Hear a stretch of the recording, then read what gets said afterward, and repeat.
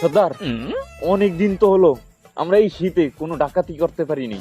চলেন আজকে আমরা একটা হাঁস চুরি করি। এই আলাপ গর্ব, আমরা ডাকাতি করি, আমরা চুরি করি না। যে সাইডে ডাকাতি করেন মানুষ খেলে আমাকে চোরকে মারে। সর্দার, এটা তো খবর আছে। কি খবর আনছ?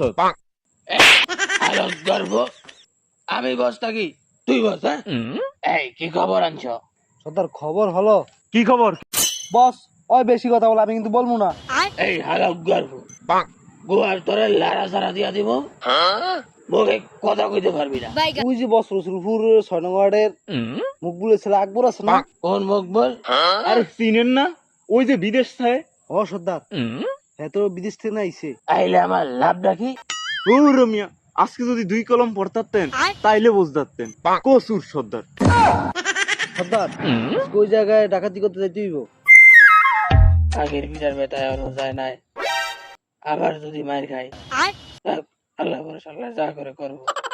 সর্দার কি পাবেন? না কিছু না, আজকে রাত্রে হয়ে যাবে। হ সর্দার, আজকে রাতের ভিতরে যদি না যাই তাহলে কালকের ভিতরে ওরা সব ভাগ বাটোয়ারা করে দিয়ে দিব। আজকে যাইতে হইব। আচ্ছা,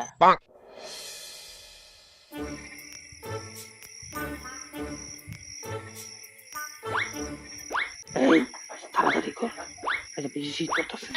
সর্দার আমরা তো ডাকাত, তাহলে চোরের মতো নিনকাটিকা। সর্দার সর্দার, আমরা যে লাড়ি ছোটা লইছি আমাদের অস্ত্র কই? আরে এতদিন তো ডাকাতি করি নাই, সব বেচা তোর ভাবিলে হানে মনে দিতে। সর্দার হিংকাটা হয়ে গেছে। চল ঢুকি। আচ্ছা রোকেন।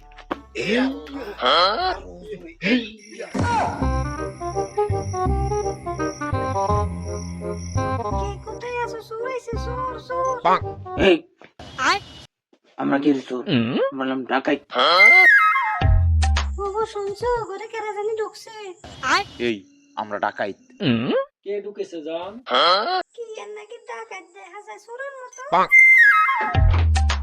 কইছো কইছো কই?